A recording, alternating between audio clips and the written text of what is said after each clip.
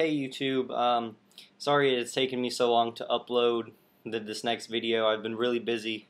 School just started, so I've been trying to do all that, and yeah, but anyway, this video is on the PT that you will do in basic training and what you can do to be prepared and get ready for it now. Now the first thing is just like anything else I've been saying in all my past videos, it really depends on what squadron you're in and what your MTIs want to do. So my PT when I was in basic training was usually around 3 o'clock, 3:30, and it alternates every other day. So for example, on Monday, we would go out and you do about 30 minutes of cardio, which is just running. My squadron, there was this like square track kind of thing. It wasn't, the circular track, but it was like a big just square slab of concrete with little lines on it. And when you first get to basic training and you do your first PT test, they will see how fast you're at, and then they will put you in like either lane A, lane B, or lane C, or like the injured lane, which is pretty much you freaking walk or whatever. But I think lane A was the fastest. The faster runners go on the outside lane, and then the slower, and then the slower, and then the injured. But you would do a warm up, you do some stretching, and then you would get into your lane, and then you would do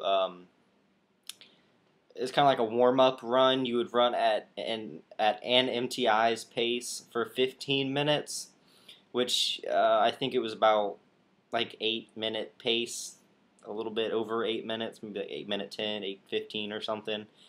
Not a really fast pace, but just kind of, to get you going. And then for 10 minutes, you will run just at your own pace. Either you slow down or speed up or whatever. And that leaves 5 minutes. 5 minutes. And for those remaining minutes, you will walk for 30 seconds, and then sprint for 30 seconds, walk for 30 seconds, sprint for 30 seconds, until the 5 minutes is up. Now, if you're a slow runner, it might suck, that you have to do this, and you might hate it, but it is really important. It is. If you're not already doing it, if you haven't left for basic training and you're not already doing that, you should do it. It's called interval training. It's awesome. It really, it really does wonders. You can walk for a minute, sprint for a minute, or walk for 30 seconds, sprint for a minute. You can do whatever you want. You can walk for freaking 5 minutes and then balls out for 5 minutes if you want to. It really doesn't matter as long as you just. If you do that, it helps tremendously. But like I said, that would be on Monday. And that's all you really do besides getting dropped and doing push-ups and stuff when you get in trouble. But that's all you do. Then on Tuesday, you do strength training, which there's a lot of different exercises. I will show you some of them. I'll show you some of them later in the video, but it's mostly like push-ups, variations of crunches, and core workouts, really, and stretches. That's really it. It takes like an hour, 45 minutes or whatever. So you don't really PT a lot, officially PT a lot in basic training, but you get dropped a lot, and you do a lot of push-ups and a lot of flutter kicks, and yeah. So that's really it for PT wise. You do that every other day. So Monday, Wednesday, Friday would be your cardio, and then Tuesday, Thursday, and Saturday would be the strength training, and you get Sunday off. Sunday is grilled cheese and Jesus Day. You go to church, and then they always have grilled cheese for lunch. That's pretty much it. But you don't really PT at the first week. You don't PT at all. I don't know why. It's probably because of injury. They don't want you to get hurt or whatever. You're not fully processed yet, so they don't want you to get hurt. But I mean, after a while, it picks up. But I do recommend doing, after lights out that first week, do a couple push-ups and a couple sit-ups, just so your body is not like, what the fuck, when you first start doing PT. Because I know that happened to me. I was, with push-ups and sit-ups, you know, I could do a certain amount, and then that whole week I didn't do any. And then that first week when we actually had PT, I was, you know, just like, holy fuck, these are so hard. Because I haven't done them in forever. But yeah, I recommend doing that. You won't get in trouble. Just, you know, watch out for the MTIs. But that's really it. Now I guess I will show you some of the PT moves that they do. And some things you can do to get better. Alright, first things first are the push-ups. It's a little hard for me to show you exactly how they're supposed to be because I don't have that many cameras, and, you know, my setup's not professional or whatever, so, but I'll try my best. Now, they want your hands to be shoulder width apart. You know, you don't want them like this when you're doing push-ups, and you don't want them like that. Definitely not like that. So, best thing to do is just put them, I mean, if they were completely under me, they would be right there. But I bring them out just a tiny bit. I mean, you can do that, that's fine. They just don't want, you know, you all the way out there or all the way inside. Just slightly out, maybe slightly in if you really want to. But now, your feet, they either want them straight next to each other like that, or they say if you can fit your shoe in between your feet, then that's too much. So you don't want to be like that, but I mean, like, that's fine. So now when you actually get into the push-up, you want to come down probably about right there. I mean, you can probably do that much, but they might ding you on it. Now when you do your PT test, you will have a fellow trainee from your flight standing next to you. He will count out loud what rep you're on, whatever. But then you will have an MTI standing in front of you watching you do them. So if you're you know, if you're cheating, just going like 1, 2, 3, 4 like that, they're gonna be like, those don't count. You better do them right. So I mean, just work on doing the perfect push-up. I mean, your form doesn't have to be 100%.